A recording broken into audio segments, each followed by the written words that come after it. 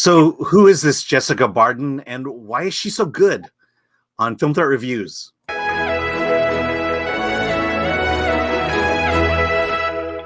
everybody, support independent film, support Film Threat, and please hit that like below. I'm Alan Ng, I'm with Zorianna Kit, and today we review Pink Skies Ahead. Now I think it's an MTV production. I believe it's on MTV.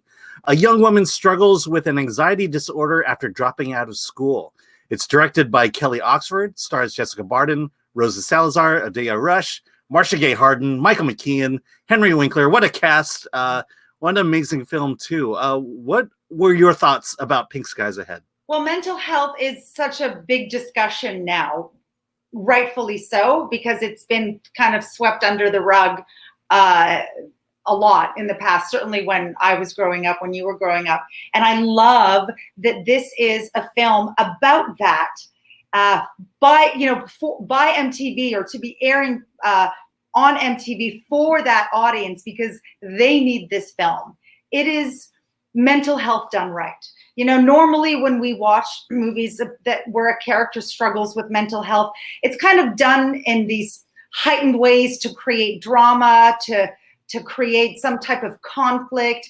And you end up walking away from that feeling like it stigmatizes mental health, or the character is used, their mental health is used as a way to like create something, fires, fights, whatever in the film.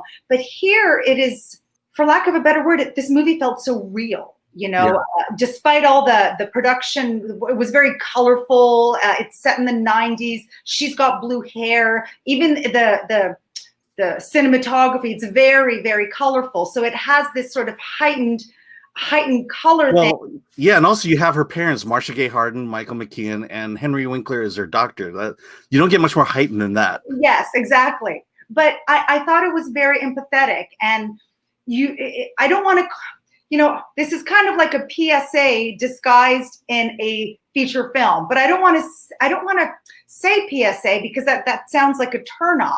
But it's a film that I feel like I want the millennials to sit down and watch and go, like, watch this. This is you, and you are okay. You are okay. It's funny you mentioned millennials, because the opening moment when she's driving in a car and just complaining and ranting, I thought, oh my God, this is the worst millennial. And then you realize it takes place in the 1990s. Yes. So you can't be a millennial. Yes.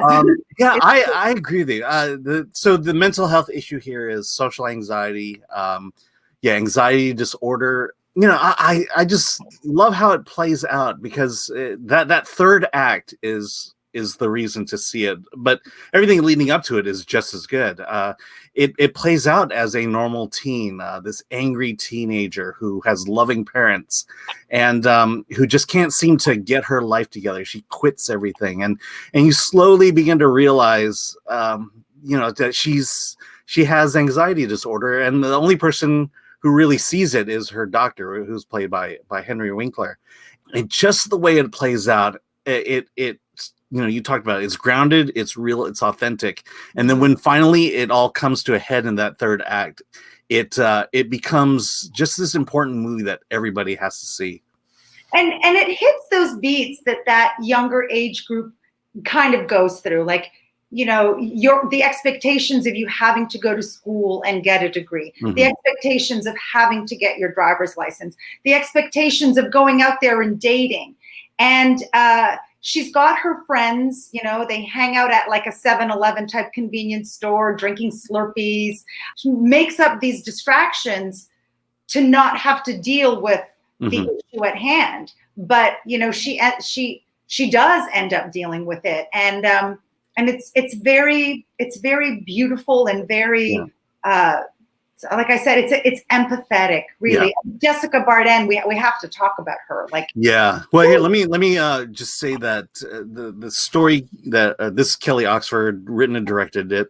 I questioned, well, why is it set in the 1990s when this could be easily set in any period? And I think I just answered my question there.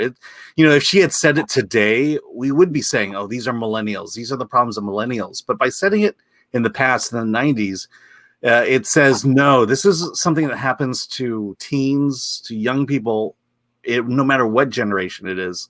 And so as to not pigeonhole it to say this is a millennial issue, I think it was just brilliant to set it in the 90s at this point. Yeah.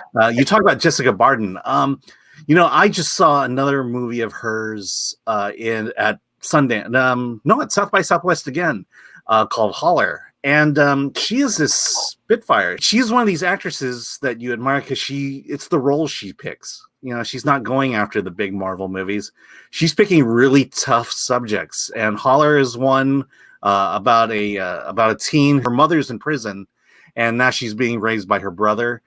Very gritty. This one's just a very difficult role, and she's not only taking these hard roles, but she's nailing it. Well, because it's hard to nail a role where the character suffers from social anxiety amidst having to portray teenage angst, amidst trying to navigate your role as a child to parents who are expecting that you're an adult now and you shouldn't even be living at home and you should have your own job and you have to be self-sufficient. And you see her struggling to go on these job interviews and her struggling with the fact that her parents are putting up the house for sale and they want to downsize to a condo, which means she has to find her own place. And so these are all things that age group, anyone in that age group would have to deal with regardless. Yeah. Well, I like the issue. I like the fact that the issue is not trauma-based. I mean, what's triggering her at this moment is the fact that her parents are selling their house, which, on the outside, we could easily dismiss that as being silly, but, there are ramifications. What we can easily dismiss as small is not so easily dismissible. The other thing that I really appreciated about this film is that there is no clear villain, right? So in a lot of movies, we have the good guy, we have the bad guy. She has two friends. One, shoplifts a little bit. It may not be the best influence. She ends up dating a guy and it doesn't work out like she wanted to, but the guy is not a villain. You can't fault him. So if you have to find a villain in this movie, you could say that the villain is the social anxiety that she has to deal with. That's the villain. But, that's also her, so she's the good guy and the bad guy at the same time. And that inner struggle is something that is so well portrayed in this movie. Yeah. And then when it all comes ahead, it's the reaction of the parents. Yes. That really stood out to me. I mean, because they're not the villain, but there's a lot of learning about social anxiety disorder that they had to learn as well. Yeah, you hate to reduce it to a PSA. Yeah, exactly. Because it doesn't. It's a fantastic drama. Yeah. It's for anyone who has parents of teens, who are teenagers, who have friends who are teens. It's a teen. I mean, I remember myself in the 90s. I mean, it's you. We remember that era. So if you're past that era, just the nostalgia too. There's a lot of cool 90s songs in this film too. So there's something for everyone. And definitely if you have kids in that age group, put this movie on, sit down, watch it with them. They will be engrossed and maybe it'll spark a conversation. Yeah. So clearly you love this movie. Jessica Barden is a find. I'm going to say you just like the kind of the empathy and the insight. So I'm going to say you gave it 8.5, maybe even a 9. 8.5. 8.5. Okay. Yeah. I think this movie is worthy of all the praise that it's getting. And it's a big recommend for me. I think you liked it as much as I did, if not more. And I think maybe you gave it an 8.5 or even a 9.